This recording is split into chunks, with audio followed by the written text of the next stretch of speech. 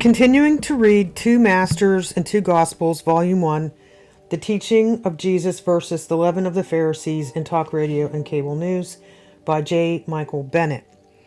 And we are reading the chapter titled James Fifield Jr. in the Little-Known History of American Clergy Riding the Beast of Government, Big Business, and Wall Street. And I'm going to pause and play the last part. This is part 4. I'm just going to play the last paragraph from part 3. Financing a Christian right group, the Christian Freedom Foundation, which he founded in 1950 in collaboration with the Reverend Norman Vincent Peale. The foundation sought to reach Norman Vincent Peale, 33rd degree Freemason, just adding that. The foundation sought to reach as large a number of ministers as possible who will subscribe to the general concept of freedom in all its parts, which of course comprehends economic freedom as well as the others. Howard Kirshner, a conservative journalist, became its first president. Anti-pluralist white Protestant clergymen held every board position. The foundation's bi-weekly magazine, Christian Economics, stood for free enterprise, the economic system with the least amount of government and the greatest amount of Christianity. That's in quotes. Pew and his family paid to distribute Christian economics to nearly 100,000 Protestant clergymen, few of whom paid the yearly voluntary fee of $1. At its peak in the early 1960s, the magazine also had a circulation of about an equal number of laypersons. The pews covered most of the foundation's $430,000 first-year deficit and kept it breathing for more than 20 years with average annual donations of about $300,000. Pew monitored the contents of Christian economics, sometimes disputing Kirshner's views, like Leonard Read. Kirshner said, "The message of Jesus applies to economic law as well as to moral law. They both are God's law." Lichtman also provides data and insight on a number of other related figures within the selection of pages that Google Books has excerpted. He notes that oil tycoon Pew also had an agenda to control the public's concept of big business and unregulated markets, not only through the nation's pulpits, but also academia and institutes of higher learning and classrooms as well. He writes, "In higher education, conservatives hoped to reassert orthodoxy in economics and culture by replacing academic freedom with the corporate model of control by managers and board members. The board of directors lays down the policy in a corporation," wrote J. Howard Pew. "In a college, the board of trustees should lay down the policy, and all the members of the faculty should carry out that policy." At his personally financed Grove City College, Pew said, "Chapel is compulsory, Bible is taught, academic freedom as practiced is not tolerated." Princeton alumnus and industrialist J.P. Sieberling joined other executives in urging universities to cease the teaching of socialism under the protection of so-called academic freedom, and to begin to educate young people into American concepts and American ideas that were not watered down by foreignisms, including internationalism. The latter is an example of a corporate-operated knowledge and information community and society at large, the libertarian ideal.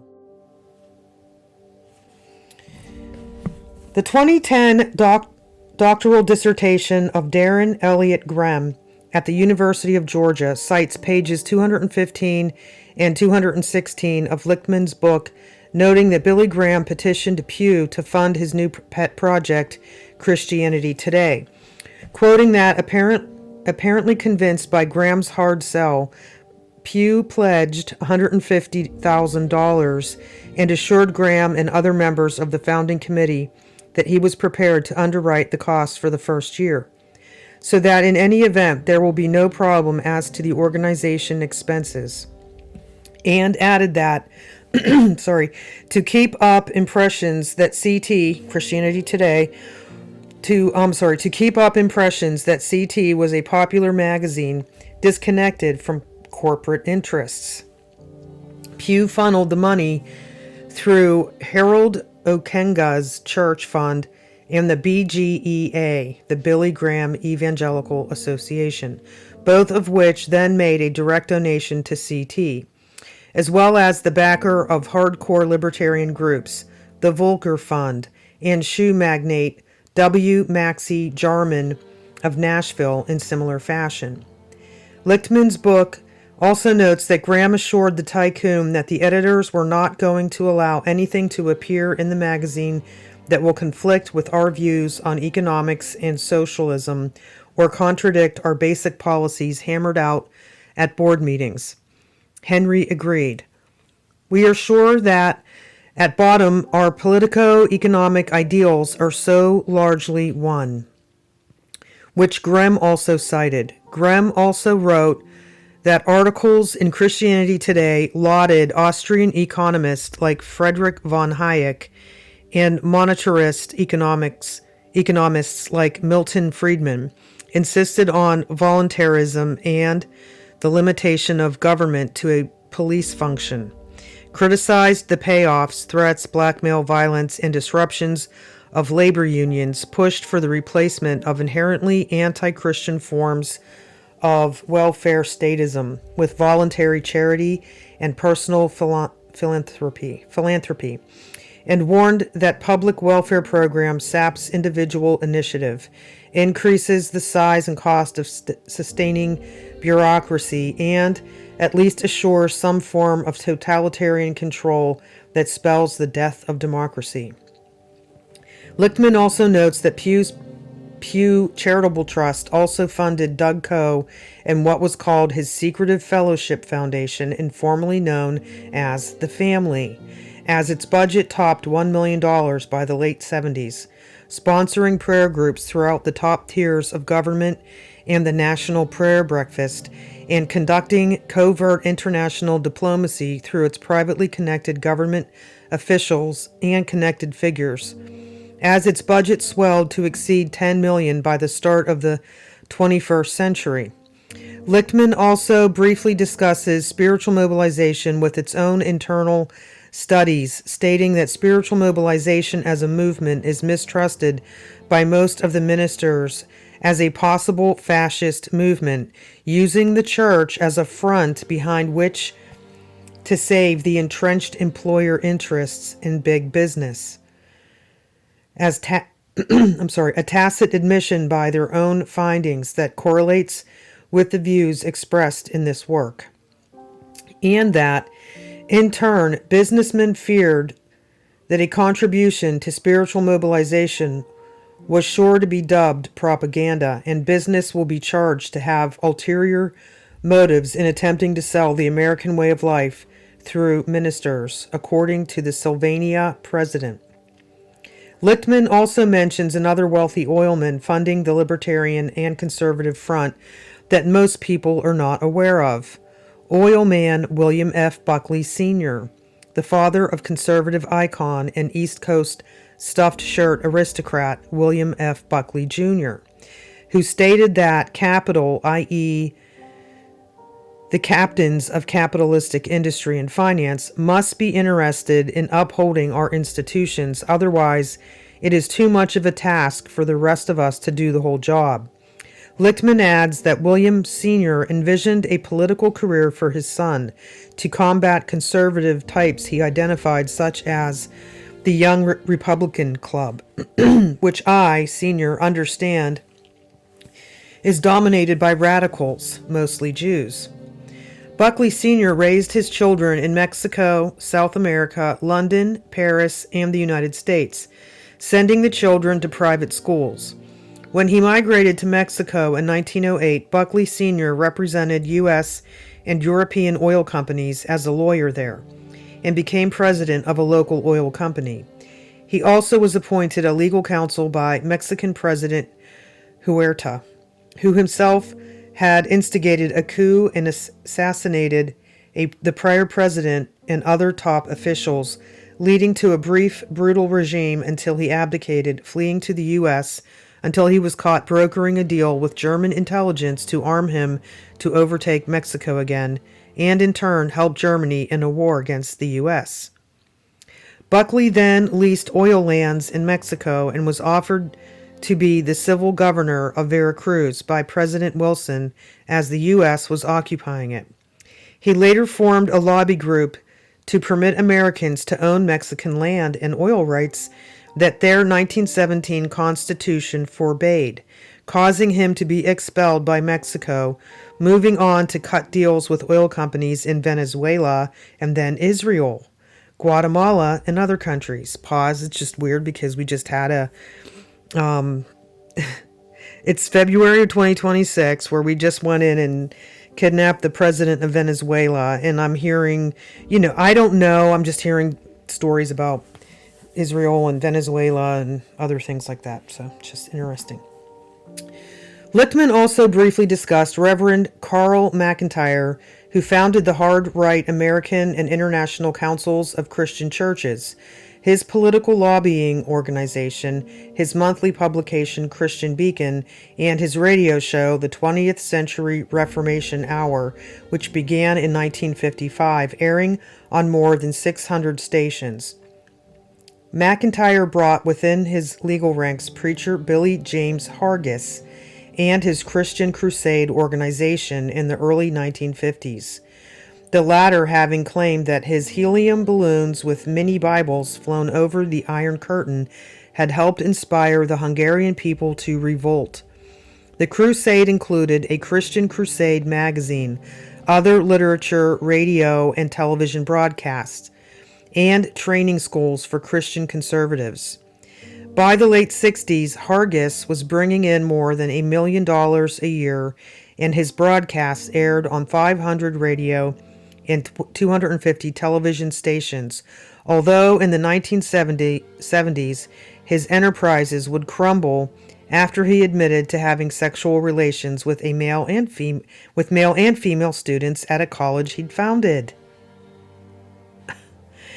Another one of McIntyre's proteges was Fred Schwartz and his Christian anti-communism crusade, teaching how liberal theology was connected to communism.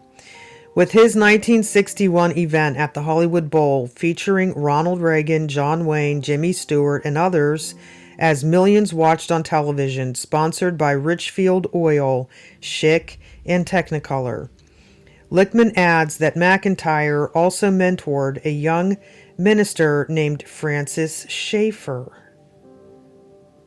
whose work inspired many evangelists in the 1970s and who served as the Foreign Secretary of the American Council of Christian Churches until breaking with McIntyre in 1956. Pause. Francis Schaeffer. We'll learn more about him, I guess, but when I was in YWAM back in the 80s, we had to read his book. It was part of the curriculum. How Should We Then Live? McIntyre was a separatist, fundamentalist, Calvinist, Presbyterian, known for outrageous stunts such as pursuing the building of a full-scale Noah's Ark or Temple of Jerusalem, or operating a seaborne pirate radio station, but was combative and lost all his vast religious empire before his death. According to the obituary of Hargis in the London Guardian newspaper, like many other press accounts, the IRS removed his religious organization's tax exemption because of its overt political emphasis, and noted in 1976 that Time magazine reported that 2 students from his American Christian college who married alleged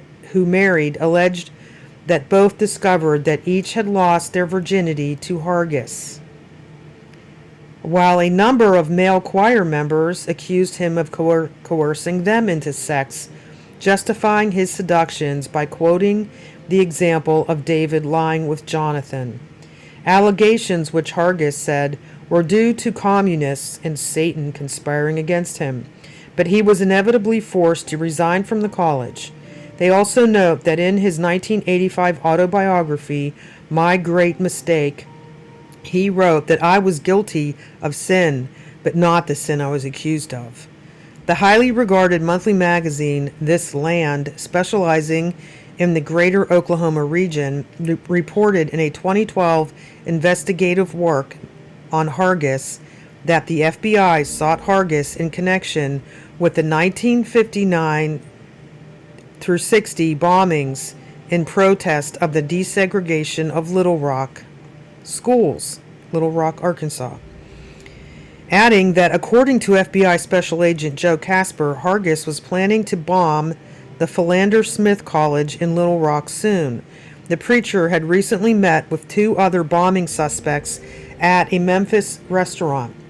They noted his pro-segregation sermons and affiliation with the pro-segregation Major General Edwin Walker, who was in command of the Arkansas Military District in Little Rock. Hargis preached that the entire civil rights movement was a communist plot, while Walker began interacting with the John Birch Society, who proposed that President Eisenhower himself was a communist. While deployed and commanding U.S. troops in Germany, Walker began intensively programming them with Bircher materials. That's John Birch Society, Bircher. With Bircher materials to the approval of the Pentagon until his anti-government materials were exposed by the press. President Kennedy warned that such people equate the Democratic Party with the welfare state with socialism, and socialism with communism. They object quite rightly to politics intruding on the military, but they are anxious for the military to engage in politics. Wow. He was relieved of his command, and in turn, Walker did not recognize the presidency of Kennedy as legitimate, nor his position as commander-in-chief, and resigned. The beat goes on. Hargis was nominated to be president of We, the People, in 1959. We, the People, in 1959, which held its first Tea Party in 1962 to end the taxes, treason, and tyranny of the left. A Tea Party. Hargis stepped down from the presidency to make way for Ezra Taft Benson, who referred to America's South as Negro Soviet Republic, and who later served as president of the Church of Jesus Christ of Latter-day Saints.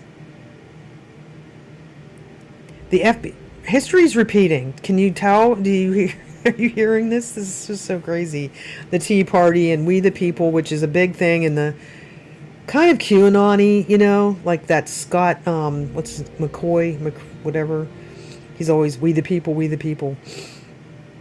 Okay, I'm sorry. And the Mormons, The FBI questioned Hargis about the Little Rock bombings and continued to monitor him.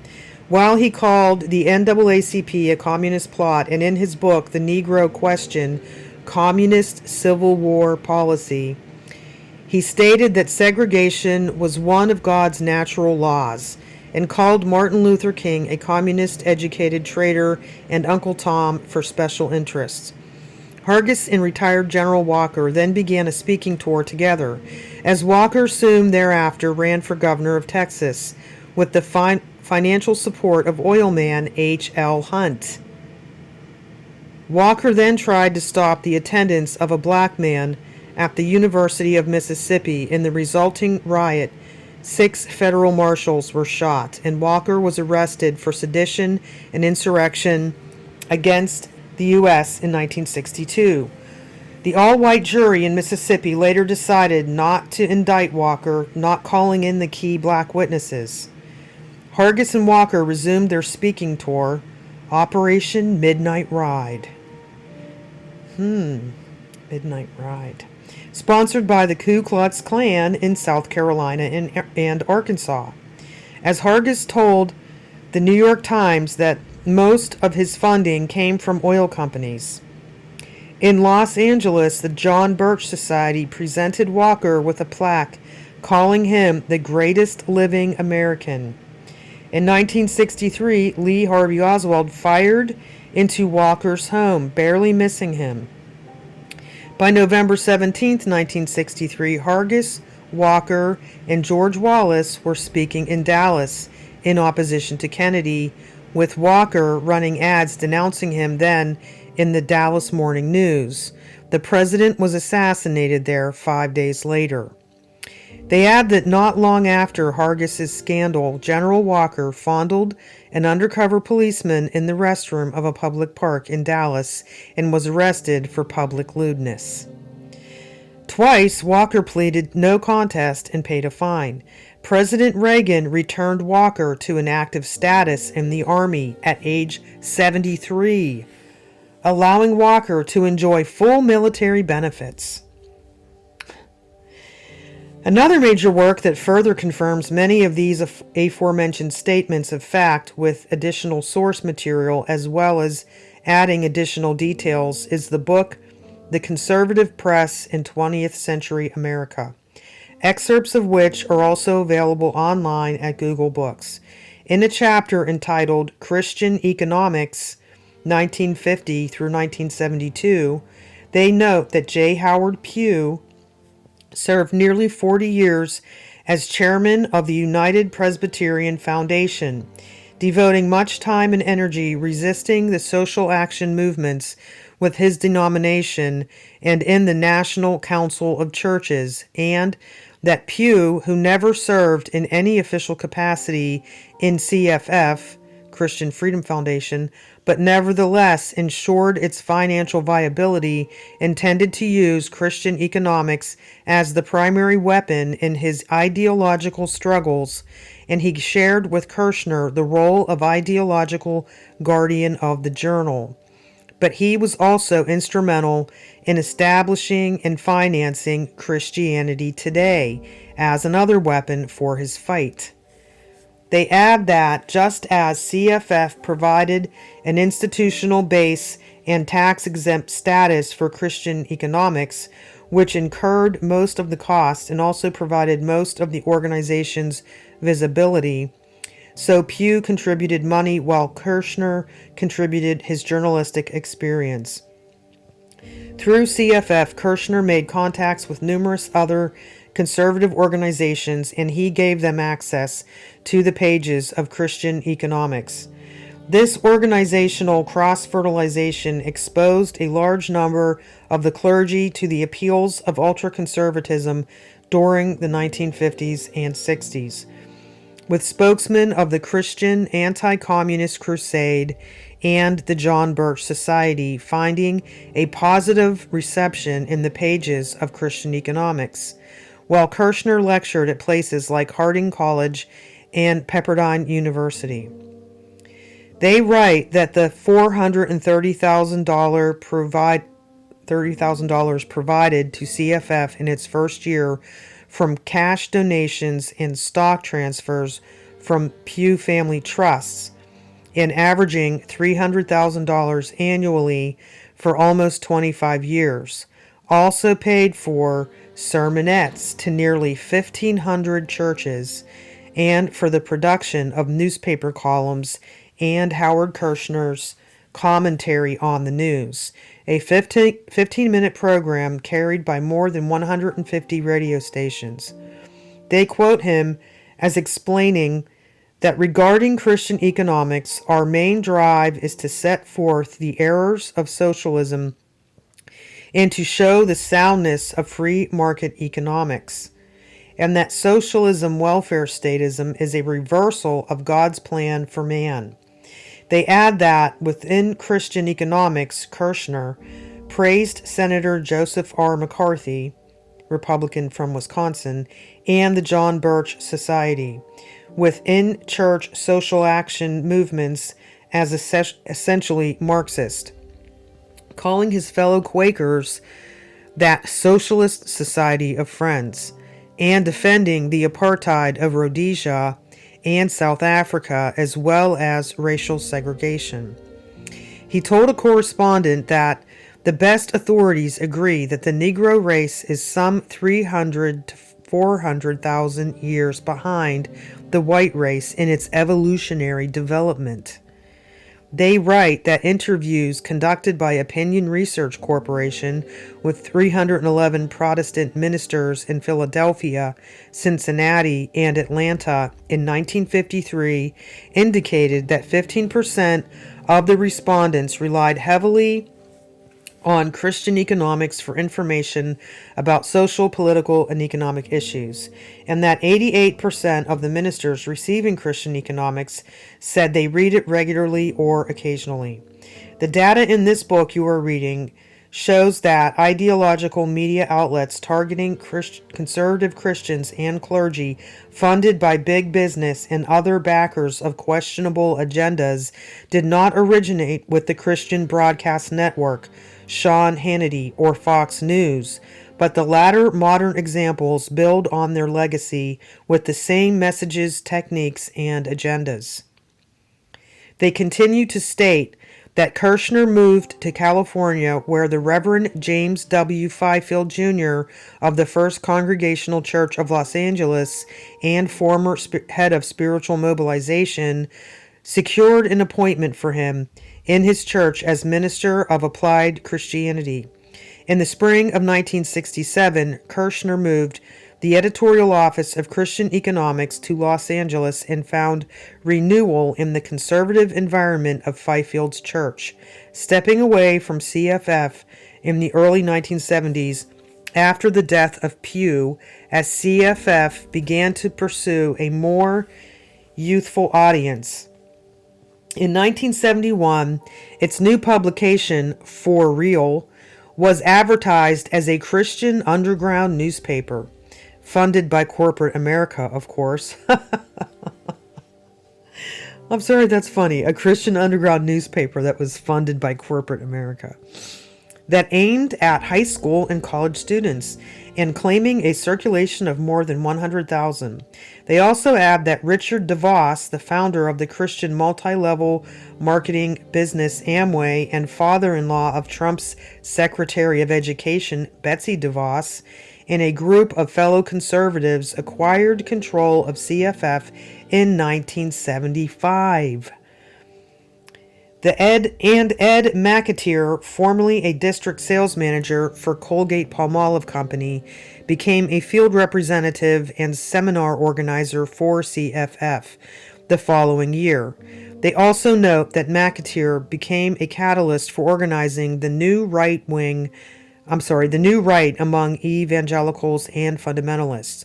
Later, he was instrumental in bringing Howard Phillips together with fundraiser Richard Viguerie and evangelist Jerry Falwell to found the Moral Majority, and that McAteer followed that by establishing the Religious Roundtable in 1979.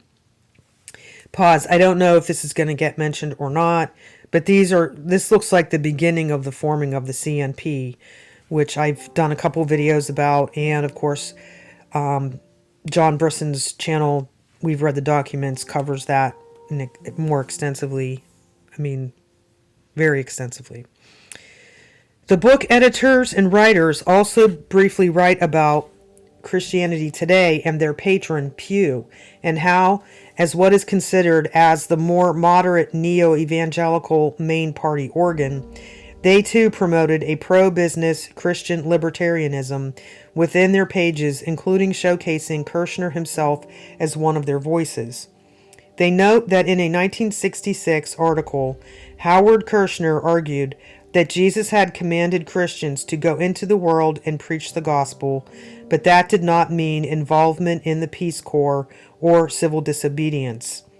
Not surprisingly, given their flagship figurehead, Billy Graham, and his close association with powerful figures, including President Nixon and other presidents, Christianity Today boldly defended President Nixon and his innocence during Watergate, until it became laughable to do so. then applauded President Ford for pardoning him so his crimes would not be brought to justice. They have traditionally praised libertarian stalwarts Friedrich Hayek, Henry Hazlitt, and Milton Friedman in the 1958 article Christian Approach to Economics. Irving Howard of the Christian Freedom Foundation, CFF, argues for capitalism and argues that inequality in wealth is part of God's providence or plan, somehow relating to the Garden of Eden. Thus, restricting freedom or demanding equality would be contrary to God's principles for the world and thus immoral, and limit government to a police function. L. Nelson Bell wrote in Christianity Today in 1968 that enlisting the power of the government leads straight to the concept of a socialistic state. They cite CT editorials against organized labor, arguing that labor forces illegitimate restrictions on capital and gets its way through government coercion. Labor forces illegitimate restrictions on capital and gets its way through government coercion. Sorry, I just wanted to read that again. It didn't sound right the first time. Another editorial in 1958 characterized the payoffs, threats, blackmail, violence, and disruption as major characteristics of the labor movement, while not reporting on abuses within the ranks of management. Other proposals within its pages called for the replacement of welfare statism with voluntary church welfare and philanthropy, with a 1960 editorial claiming that welfare programs were inherently anti-Christian, and in 1974 that the welfare state saps individual initiative, increases the size and cost of sustaining bureaucracy, and assures some form of totalitarian control that spells the death of democracy. It should be no surprise that the Central Intelligence Agency maintained files on the influential Christian Economics periodical. A number of links to their recently declassified files on the subject, Christian Economics, can be found in their reading room online. In one entry labeled Christian Economics, which appears to comprise a short article from the periodical and republished by the Clovis N.M. News Journal newspaper in 1954, entitled Soft Thinkers, author Alan W. Dulles, Director, Central Intelligence Agency, complained that neutrals and soft thinkers are often a greater danger than avowed communists, and focused on front organizations, Soviet Russia funded to conceal the real purpose of the communist conspiracy. He reiterated that today it is not the open communist, the admitted follower of Marx and Lenin, who is likely to trip us up. It is the neutralists, the soft thinkers, the soft thinkers, the agrarian reformers, the welfare staters, and collectivists who merely decry the methods but are blind to the aims of international communism. Alan Dulles should know a lot about front organizations. He formed an innumerable amount, including the mighty Wurlitzer of U.S. media control using Operation Mockingbird and CIA assets Paley and Luce as heads of CBS and Time, respectively, that were taking orders from Dulles and the CIA directly to provide news to the American public that only the CIA approved, as an official psyop on their own citizens that paid their salaries. A lengthier entry in the CIA records is an actual copy of Christian Economics from 1960, which was declassified and approved for release in 2004. In its voice of the editor, presumably Kirshner, entitled The Marxian Trend, it lamented a pay raise for federal employees, their neighbors who raised their families on lower to middle income pay to help run their federal courts, inspect their food, repair their highways and railroads, keep airplanes from crashing, and the like. They associate such with pork barrel spending, along with welfare handouts for Social Security benefits and numerous other segments of our population. They say that others want on the gravy train, and that sadly their pleas appeal to the sense of justice of the American people and are granted. A sense of justice, including economic varieties, these libertarian business barons hope to eradicate from the public conscience. They say our nation had become a nation of thieves, such as by receiving biennial pay raises as opposed to CEOs whom we know work for free for the benefit of society. They say it is covetousness, and there is no foreseeable end to this practice short of ruinous inflation and bankruptcy.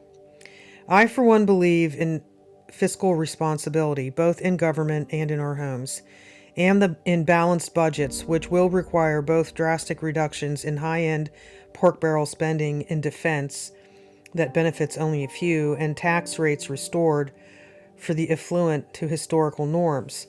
But these Christian visionaries use the most disrespectable and ugly means to make such cause, and for all the wrong reasons and for the wrong people. In terms of the imminent ruinous inflation and bankruptcy that may overtake us eventually, all while still paying low taxes by the wealthy, but in terms of the accuracy of their vision in 1960 of imminent 59 years later, we are struggling under the ruinous rate of almost 2% inflation, and government wages have not risen in real dollars, or for all of Americans, for that matter. Only the disparity in the income and assets of the top 1% and the remaining 99, and skyrocketing deficits along with reduced upper tier taxes are becoming ruinous. A mission accomplished for these libertarian advocates for the deserving achievers, i.e., society's aristocrats. Their fear is that this trend will reduce us toward a basis of equality wherein gifted men and women are not rewarded in proportion to their exceptional abilities. No society can long endure which denies to its exceptionally creative people sufficient reward to stimulate them to their best endeavors. So is giving federal workers a few percent in cost of living raises going to deny the gifted their ability to receive their largesse? And by the way, does not the term gifted suggest to some degree, while all should be rewarded to some level for exceptional dedication and work, ingenuity and vision, that at least some of their abilities are a gift from God for all of our mutual benefit, and not just for their excessive enrichment? Most of their gifted sponsors received their wealth via inheritance and such.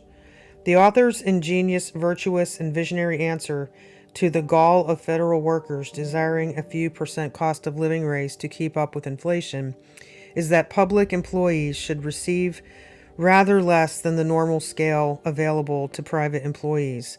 If they should feel aggrieved by reason of this fact, the remedy is always to seek employment in privately owned industry, like real virtuous people do, or in the professions and managers of small businesses.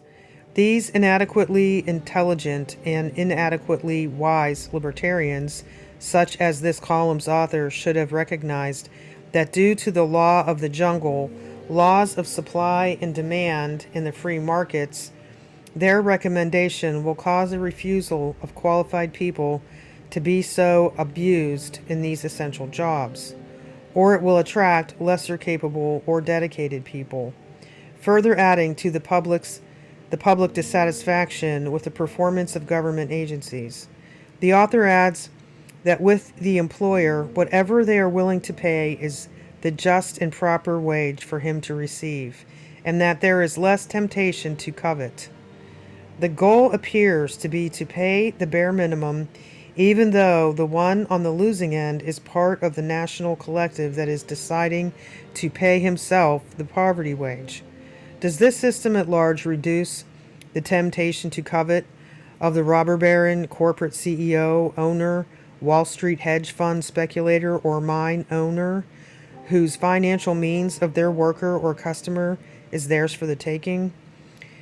When the overwhelming majority of society does not have enough assets to survive a month, is there a fair and free negotiation going on for fair wages for them with the establishment that will hold out until somebody breaks in desperation, like the Dust Bowl migrant workers? The main article of the edition published by these Christian leaders is Who Will Rescue the Colonies? By a worker for the U.S. House of Representatives. It pines for the days when the Western powers exploited the savage Africans as their colonies, raping their lands of valuable raw materials and using their veritable or real slave labor. They lament that 19th century colonialism is dead and gone, yet news dispatches from the Congo recount the emergence of primitive savagery over large areas which had been moving prudently toward civilization for almost a century. They note that 14 new African nations will join the United Nations in 1960, but nowhere in that stricken area is there a cultural foundation adequate to support law and order, the historical cornerstones of freedom under law. Blaming the communists for stirring defamation against Western colonial administration. They write that after 1918, colonies suddenly became a bad word over vast reaches of the earth, a term of opprobrium and irrational hatred. They write that capital has real function in national development, and we do not escape the underlying economic realities of colonial relations merely by parroting the Kremlin slogans of hate and vituperation against investor nations. They add that before communism began to call the tune in the 1920s, the strong nations assisted the weak, and the weak gradually became stronger and eventually free. Today, that entire concept of history has been blacked out by a world smog of hateful propaganda against colonialism. There are still many things primitive nations might learn from the cultural centers of civilization. And that was a quote. Sorry. I'm not saying the quotes all the time. I wonder if the author would consistently apply his logic and condemn the unlawful rebellion of the British nations in the New World against Christian Britain, which resulted in a bloody civil war. Other articles in the same periodical edition recommend dealing with foreign economic competition by further decreasing worker wages, with no mention of decreasing corporate profit targets or executive pay. The sermonette in the edition, evidently intended to provide the gospel to the poor, as Christ announced when starting his ministry, noted, aside from a single generic Bible verse, that when men become accustomed to living from subsidies, bounties, long-continued charity, or any means of sustaining themselves by the effort of others, they lose confidence, integrity, courage, initiative, and independence, and seeks more and more to cast the burden of his life upon his neighbors, the taxpayers. Herein lies the soul-destroying evil inherent in any type of collectivism, call it socialism, fascism, communism, or welfare statism. That which teaches him to obtain as much as possible of his living from the labor of others is from Satan. On the front page, they did announce their survey of ministers nationwide, revealing that all but 43 of the 1,961 ministers replying to a test mailing received Christian economics, with roughly 40% reading it regularly and almost half finding it very useful or fairly useful, and 43% were in general agreement with the views expressed in Christian economics, and another 32% agreeing half the time, causing them to declare that the freedom philosophy as expounded in Christian economics finds increasing acceptance.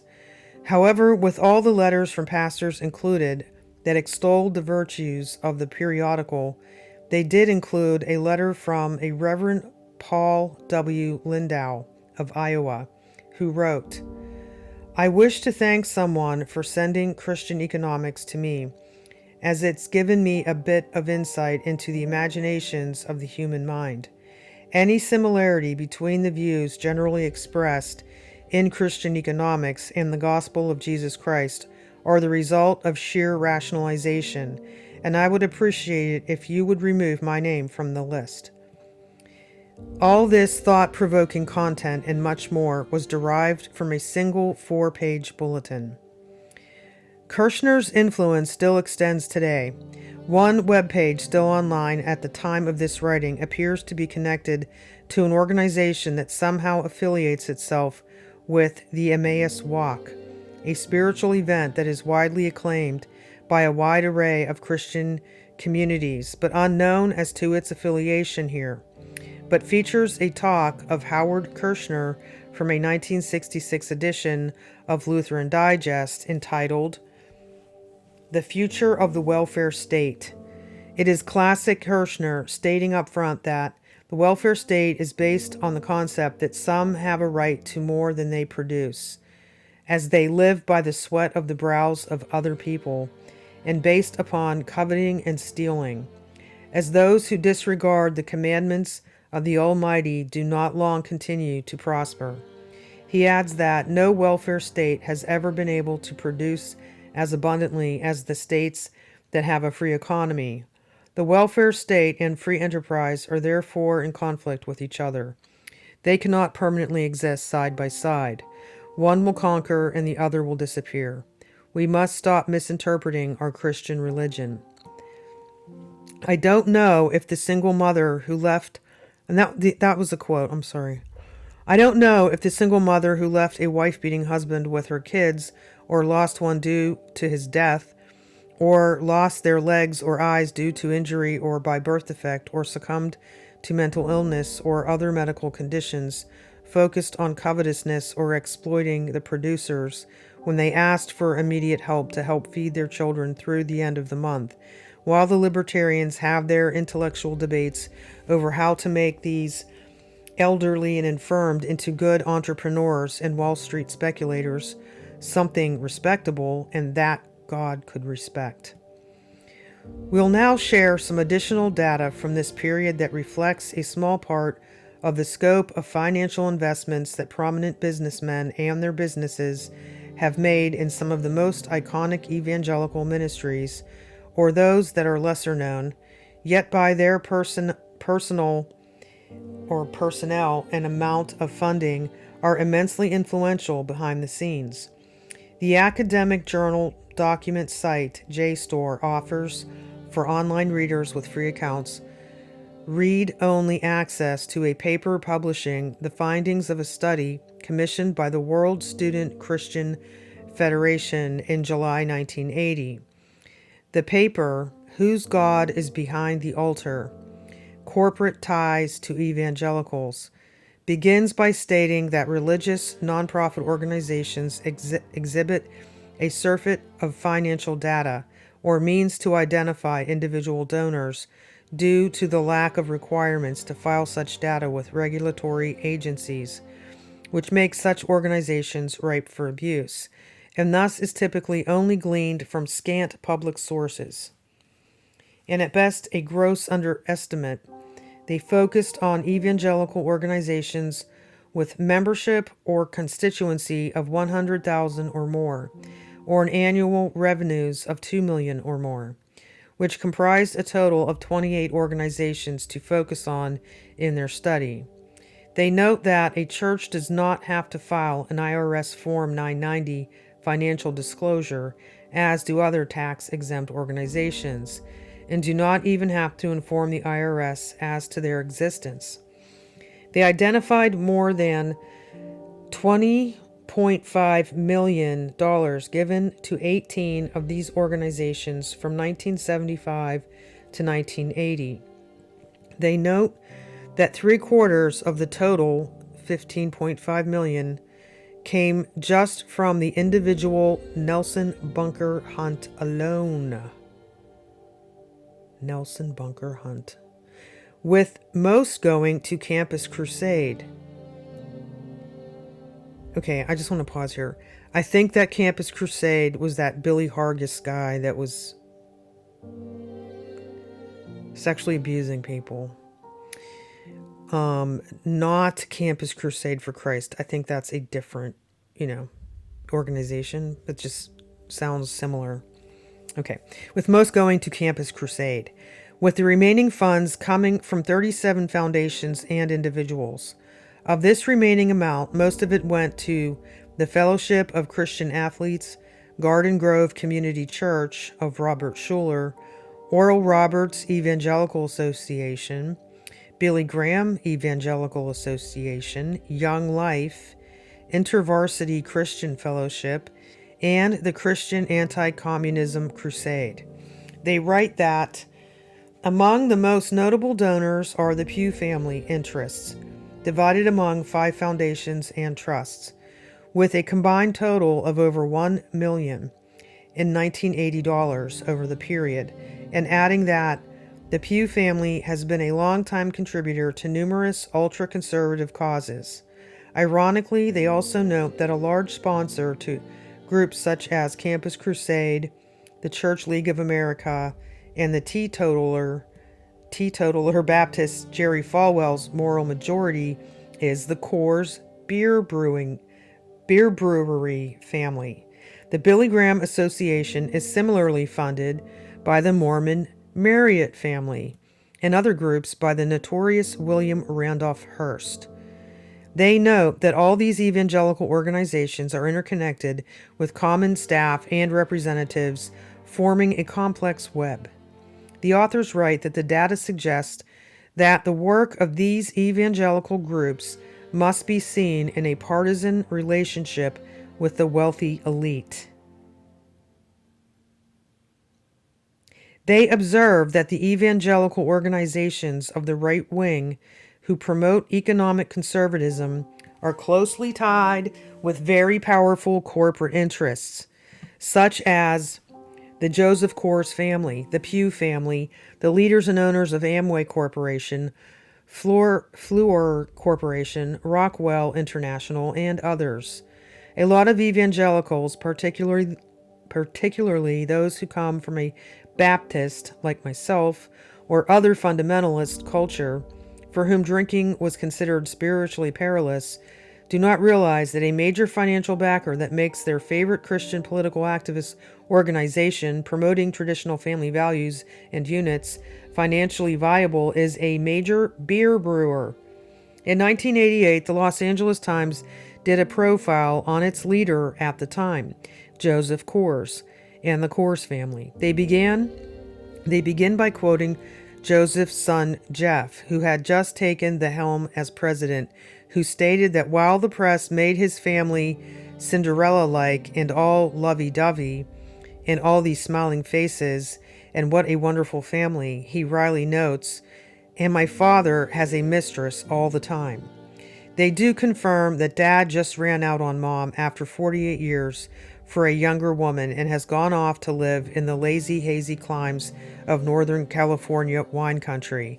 They also acknowledge that for better than a decade, Coors has been the company Americans most love to hate, boycotted by organized labor, racial minorities, women, gays, students, teachers, and countless other special interest groups.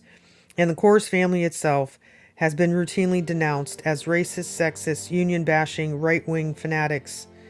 They further state that in son Jeff's eyes, Joe Sr. is an adulterer and therefore a sinner, along with homosexuals, gluttons, blasphemers, murderers, liars, and a whole bunch of others.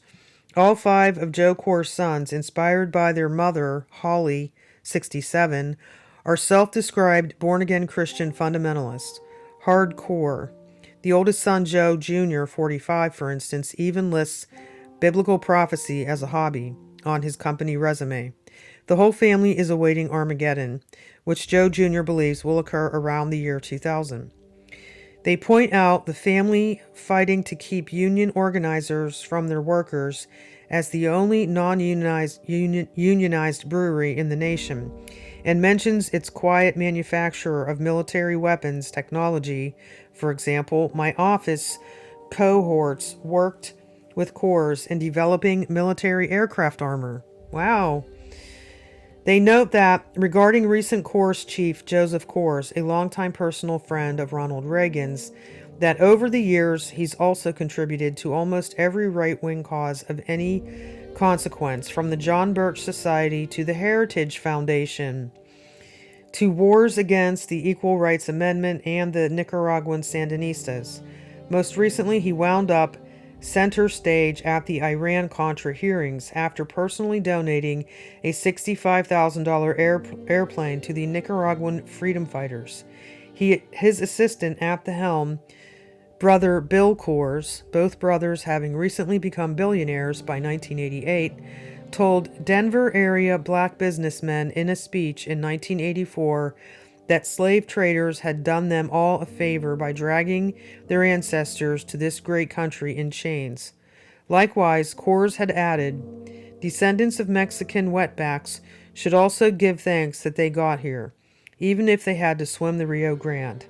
Regarding the brewery operations, they write that especially controversial was a polygraph test Coors administered to all prospective employees, probing into everything from weekend drug habits and marital infidelities to homosexual activities. And for all its national notoriety, Coors stubbornly clung to the test until only 2 years ago.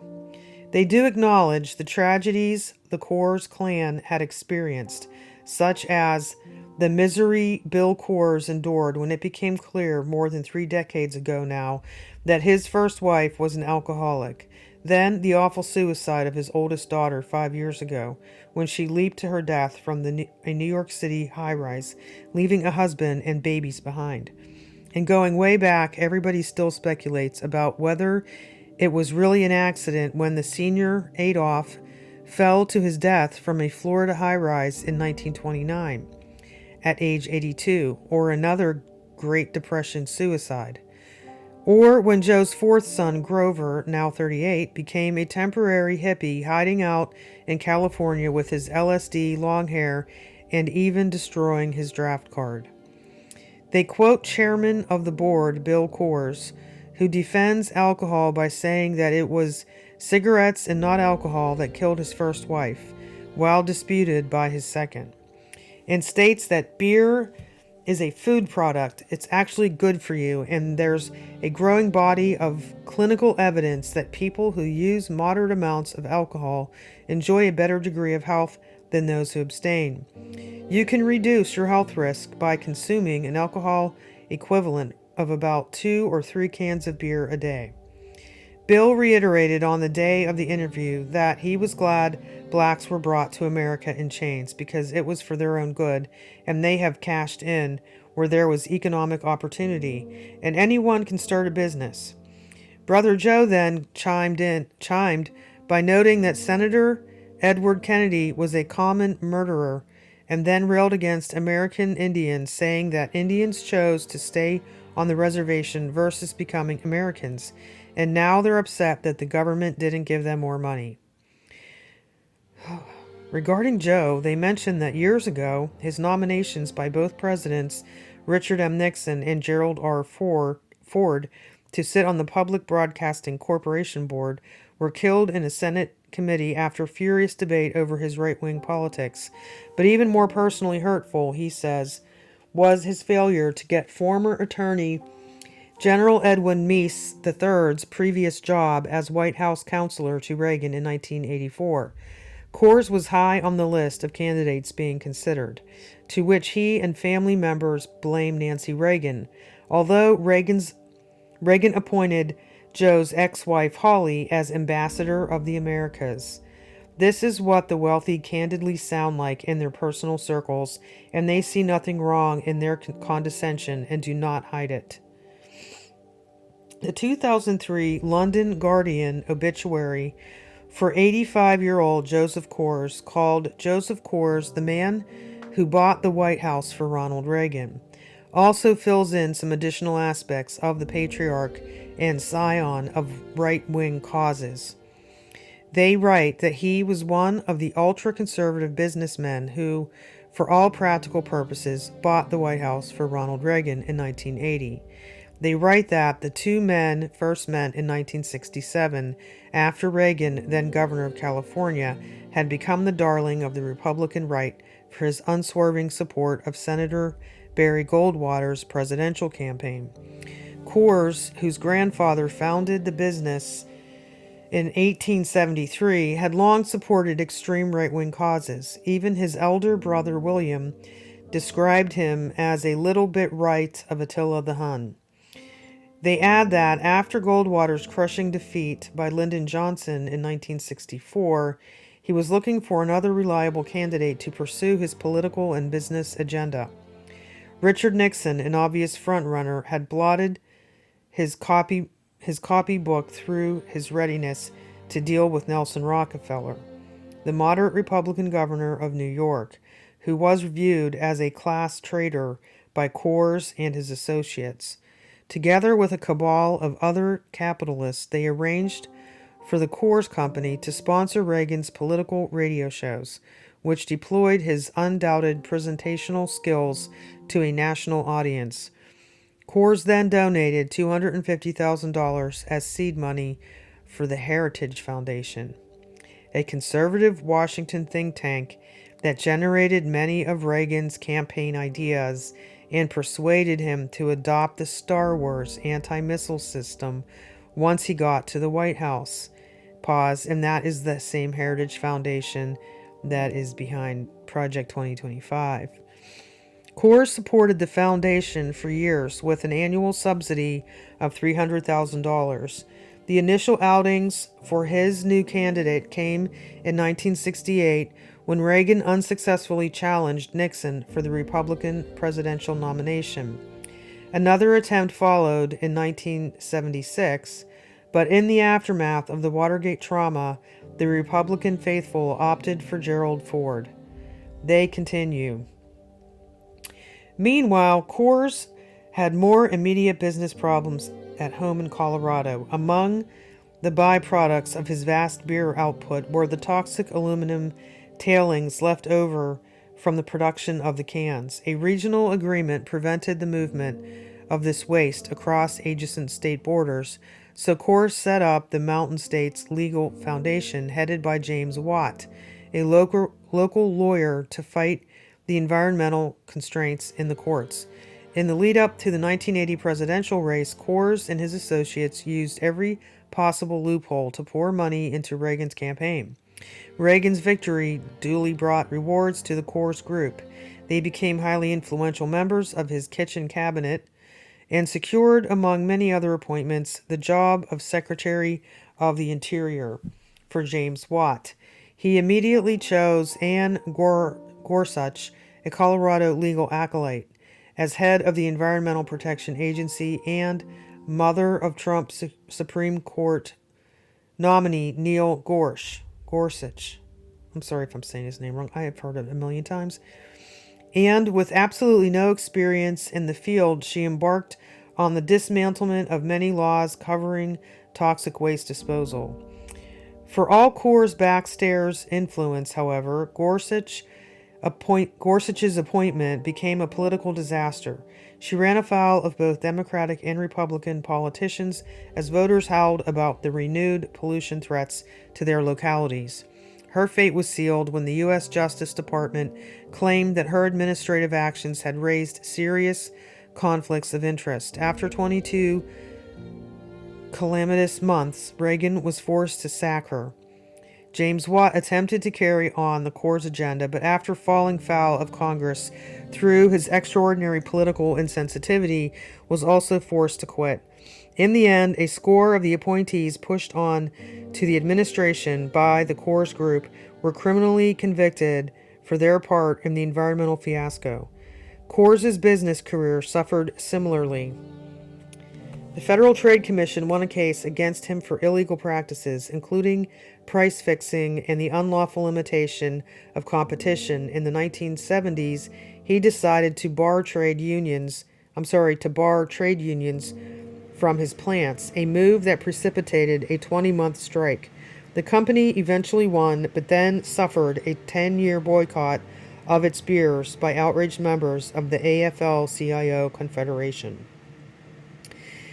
In 1987, the Chicago Tribune detailed how Joseph Coors worked with CIA Director Casey and Oliver North to go around U.S. law and congressional directives to secretly get money to the hard right Nicaraguan Contra rebels. They write: former National Security Council aide Oliver North and fundraisers for Nicaraguan rebels worked out a 1-2 punch aimed at wealthy potential donors that netted millions of dollars for the Contras, according to testimony at a congressional hearing Thursday. Beer executive Joseph Coors said that in June 1985 he asked CIA Director William Casey how to get money to the Contras, at a time when Congress had banned U.S. government aid, and Casey replied, Ollie North's the guy to see. Coors was one of 3 contributors to testify at the joint House-Senate committee hearings into the Iran-Contra affair. The scenarios outlined by all 3 had several variations. In one case, a promise of a meeting with the president for those who gave more than $300,000, but all included North, a Marine lieutenant colonel, William O'Boyle, a private investor from New York, and Coors, vice chairman and director of the Adolph Coors Company, and a resident of Golden, Colorado, said North told them the Contras urgently needed an aircraft known as a MAL, which cost $65,000. O'Boyle said he gave $130,000 for 2 such planes in March 1986, and Coors said he gave $65,000 for one in August 1985. Coors said North provided him with an account name and number in Switzerland, and he sent the $65,000 to that account to be used to buy the plane. The account was in the name of Lake Resources, Inc., a company owned in part by retired Air Force Major General Richard Secord, a major figure in both the covert sale of U.S. arms to Iran and the supplying of money to the Contras. Last fall, Coors said, North showed me a picture of what he said was my plane. Asked about Secord's testimony that essentially assets in the Lake Resources account belonged to Secord and not to the Contras. Coors said he was surprised and shocked. I didn't give this money to General Secord, he said. I gave it to the freedom fighters. O'Boyle said that at a meeting with North on April 29, 1986, the National Security Council aide described to him a secret plan for the Contras to take over in Nicaragua with U.S. assistance. O'Boyle, who said his security clearance was last validated in 1965, said North told him, "You can't tell this to anybody." On Capitol Hill Thursday, House Speaker Jim Wright, a Democrat from Texas, said it was increasingly evident that laws, including the 2-year congressional ban on military aid to the Contras, were systematically violated by members of the executive branch of the government. Retired Major General John Singlaub, another witness at the hearings Thursday, said that while he conducted most of his fundraising efforts for the Contras openly, he also worked with North on clandestine efforts.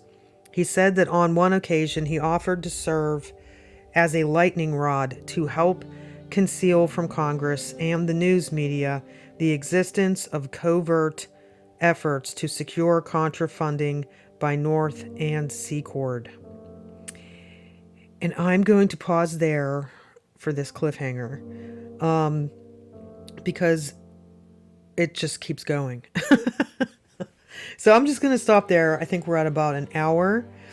And I want to thank any of you who are listening. I know this is different from what I normally talk about on my channel. It's not a bunch of new age weird stuff and the NAR stuff and Dominion and Purge, but it does kind of, there are connections here, I think, to all that, and to the Christian nationalism, to why is the church the way it is, and why is the very political church the way it is, why is conservatism or whatever the way it is. And it's kind of funny because I'm reading this, it's Monday, February 2nd. And last night I was watching Drew Bloom's live stream where he had this sounds totally unrelated, but I think it is. He had a long section on Alan Didio and Katie Souza, and they were just talking about money and prosperity and all this wealth stuff, and it was just really, really gross. And it's just kind of interesting to see where some of this influence started for Christians to even receive that kind of a message, that these people are becoming millionaires because of people donating to them that support what they're saying, right? So anyway, that is all, and thank you for watching or listening.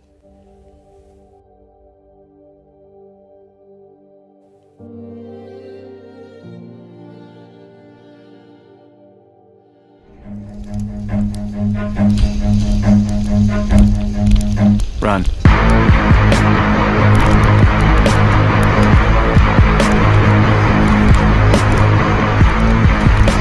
There's just one name that can keep you out of hell, and it's the name of Jesus. The name of Jesus.